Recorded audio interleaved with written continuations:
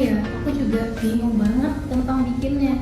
Ini mana artikel lagi, pendahuluan latar belakang nggak tahu aku gimana caranya. Berarti ini dari pendahuluannya belum ya? Iya belum, metodenya juga belum. Nah, Gimana kalau kita kerjanya pakai ChatGPT aja? caranya gimana? Oh nanti jadi kita cuma ngasih prompt ke ChatGPT-nya, terus nanti kita salin nih judulnya kita tuh apa. Nanti dia udah otomatis bisa buatin kita latar belakang sampai kesimpulannya. Namanya boleh. Ini kan kita kuliah, terus kita pakai ChatGPT. Boleh aja, dosen juga kalian nggak tahu. Seriusan nggak tahu? Ya aman aja, ayo kita kerjain.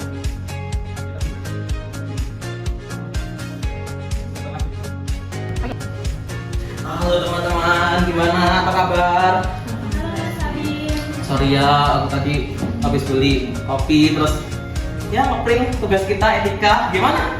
Tugasnya buat artikel? Udah selesai kan? Hmm. Ini udah selesai, mulai dari pendahuluan sampai kesimpulannya ini sudah ya Mbak Falayan. Cepet banget ya? Iya Pakai dong. apa? Pakai ChatGPT. Waduh, iya dah pakai AI. Iya. Semua? Iya semua, soalnya dia udah langsung ngasih semuanya. Oh iya dah? Iya. Menurut Mas gimana ya? Kayak kita tahu nggak sih, maksudnya kayak mengenai etika keilmuan. Pas kemarin kita kan ada matkulnya kan, etika keilmuan, bahwasanya AI itu sebagai alat bantu, bukan untuk membuat semua. Maksudnya kayak langsung dikopas itu apa gitu. Nah nih, aku kan lah buat apa itu, kita kan buat tugas yang kemarin itu mengenai etika keilmuan dalam menggunakan AI itu seperti apa sih kayak gitu. Nah, masa kalian lupa sih kayak gitu kan? Nah, teman-teman, kalian pernah nggak menggunakan ChatGPT, Gemini AI, ataupun Grammarly dalam mengerjakan semua tugas-tugas ataupun proyek perkuliahan kalian? Jika ya, kalian nggak sendirian kok. Karena apa? Di era digital saat ini, Artificial Intelligence atau AI telah menjadi bagian dari kehidupan akademik kita. Karena apa? AI sendiri dapat membantu membuatkan konsep, mencarikan ide, bahkan mengerjakan semua tugas-tugas maupun proyek kalian dengan sangat mudah yang pastinya. Nah, namun di balik kemudahan itu semua muncul suatu pertanyaan. Apakah semua penggunaan AI sudah dilakukan dengan cara yang baik, benar, dan etis? Nah, kali ini kita akan membahas permasalahan itu, yaitu membahas mengenai etika keilmuan dalam menggunakan Artificial Intelligence atau AI. Bukan berarti penggunaan AI itu dilarang ya, tapi untuk memahami batasan-batasan maupun tanggung jawab dan sikap etis dalam memanfaatkan AI di dunia akademik. Nah, sebelum kita beranjak ke etika penggunaan Artificial Intelligence AI atau AI, nah, kita harus memahami terlebih dahulu mengenai etika keilmuan. Nah, etika keilmuan sendiri merupakan suatu seperangkat nilai, norma, dan prinsip moral yang mengatur sikap, perilaku, serta tanggung jawab seseorang dalam proses pencarian, pengembangan, dan penyebaran ilmu pengetahuan.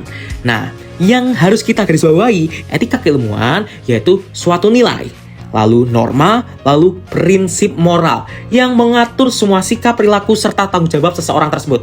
Nah, inti dari etika keilmuan sendiri yaitu yang pertama, kejujuran akademik, yang kedua, objektivitas dan rasionalitas, dan yang ketiga, tanggung jawab ilmiah, yang keempat, menghargai karya orang lain, dan yang terakhir, yang kelima, yaitu berorientasi pada kemaslahatan. Dari konsep ini semua tentang etika keilmuan, kita menyimpulkan bahwasannya suatu etika dalam ilmu pengetahuan tidak hanya benar secara metode ataupun pengerjaan dan lain sebagainya, tetapi juga benar secara moral. Lalu, kenapa kita harus memperhatikan etika dalam suatu keilmuan? Nah, kita harus paham terlebih dahulu nih mengenai konsep tujuan dan prinsip dari etika keilmuan. Yang pertama kita bahas mengenai tujuan. Nah, tujuan dari etika keilmuan yaitu menjaga integritas akademik. Yang kedua, mencegah penyalahgunaan ilmu pengetahuan. Yang ketiga, menjamin kualitas dan keabsahan karya ilmiah. Yang keempat, membangun karakter ilmuwan dan akademisi yang bertanggung jawab. Dan yang terakhir, menjadikan ilmu sebagai sarana pencerahan bukan manipulasi. Nah, selanjutnya kita bergeser mengenai prinsip-prinsip etika keilmuan. Prinsip yang pertama yaitu kejujuran ilmiah, yang kedua transparansi, yang ketiga akuntabilitas, yang keempat keadilan akademik, dan yang terakhir yaitu kemandirian intelektual. Nah, selanjutnya lalu apa sih tantangan etika keilmuan di era digital saat ini? Nah, tantangannya yaitu sangatlah banyak. Nah, salah satunya yang bisa kita rasakan yaitu akses informasi yang sangat cepat. Nah, kita untuk memperoleh suatu informasi ataupun suatu data itu saat ini sangat-sangatlah cepat dan mudah. Nah, yang kedua yaitu budaya instan dan copy paste. Nah, copy paste. Nah, itu hasil dari begitu mudahnya atau begitu cepatnya sebuah akses informasi di era digital saat ini, yaitu membuat budaya instan dan copy paste sangat-sangatlah banyak. Ya, selanjutnya yaitu tekanan akademik seperti tugas, publikasi, deadline. Yang keempat yaitu ketergantungan pada teknologi digital, dan yang terakhir yang akan kita bahas saat ini yaitu munculnya artificial intelligence atau AI. Nah, kemajuan teknologi menuntut kedewasaan etika. Nah, next yaitu pengertian artificial intelligence atau AI.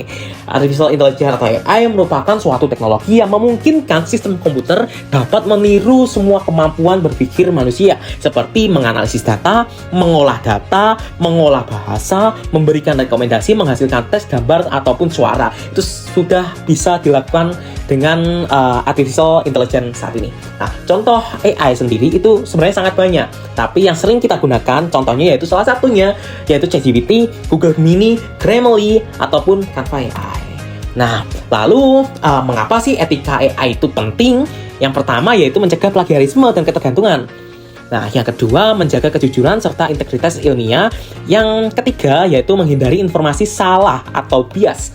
Nah, yang terakhir yaitu mendorong critical thinking mahasiswa. Nah, AI sendiri itu sebagai alat bantu keilmuan, bukan pengganti. Yaitu AI membantu proses, bukan suatu produk akhir. Dan yang kedua, mahasiswa tetap berpikir kritis dan rasional, itu harus dilakukan.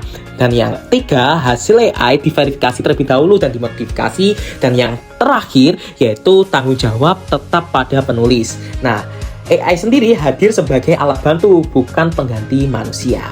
Nah, lalu bagaimana sih penggunaan AI yang baik dan benar? Kita harus ingat, yaitu posisi AI. Posisi AI sendiri bukan menjadikan penulis, tetapi asisten akademik. Nah, ingat ini. Jadi, posisi dari AI yaitu sebagai alat bantu. Jadi, sebuah asisten akademik kita. Nah, gunakan AI untuk satu, memahami konsep dan teori. Jadi dapat kita gunakan untuk memahami konsep dan teori seperti apa. Menyusun ide awal, kerangka, dan outline. Nah, mengecek grammar atau penyempurnaan tulisan, diskusi, pemikiran, dan simulasi kasus. Nah, jangan gunakan AI untuk membuat suatu tugas atau makalah secara penuh. Jadi kita harus bisa mengolah terlebih dahulu, memodifikasi dan lain sebagainya. Selanjutnya yaitu mengerjakan ujian ataupun tulis. Ini sangat dilarang karena apa? Transparansi dan integritas itu sangat diperlukan di dunia akademisi. Lalu yang ketiga yaitu mengakali tulisan dengan memodifikasi sedikit hasil AI. Yang terakhir yaitu membuat data dan analisis palsu. Nah, itu semua mengenai etika dalam penggunaan AI.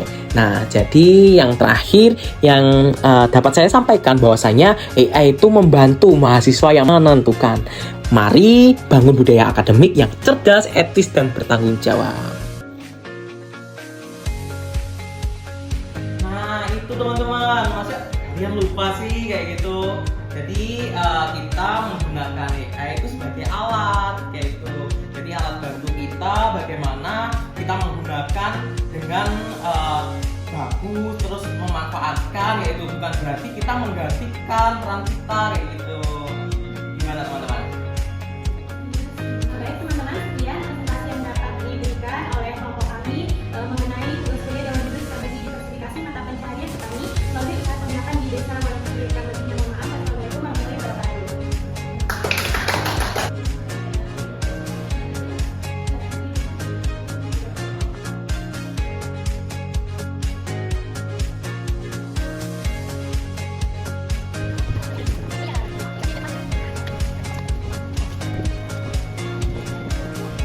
Nah, ini adalah pusaka kami yang kami rancang, di mana kami mengajak teman-teman itu yuk bijak dalam menggunakan AI. Kenapa sih kita menggunakan harus bijak? Itu karena dia menghindarkan plagiasi.